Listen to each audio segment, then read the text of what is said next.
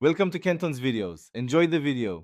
You start by verifying your exact Lenovo model and confirming it supports keyboard backlight.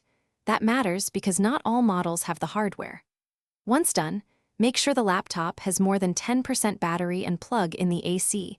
BIOS changes can fail on low power. Reboot and press F1 or the Novo button to enter BIOS or UEFI. Then navigate to the keyboard or backlight section and enable the backlight option, because sometimes it is turned off at firmware level.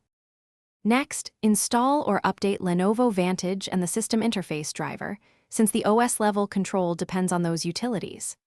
After installing, update Windows and check optional updates for any keyboard or chipset drivers. This fixes missing hotkey behavior.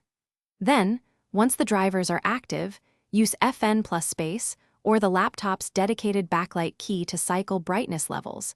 This sends the command through the driver to the firmware. If the light doesn't respond, retry restarting Windows so the new driver initializes properly. To finish, perform an EC or SMC reset. Shut down, unplug the adapter, hold the power button for 30 seconds, then reconnect and boot. This clears embedded controller states that control lighting. Once restarted, open Lenovo Vantage and confirm backlight timeout and ambient light sensor settings won't turn it off quickly. If the keyboard stays dark, check if backlight works in BIOS. If it doesn't, the issue is likely hardware, loose cable or faulty LED. Thanks for watching. Consider subscribing if we helped you.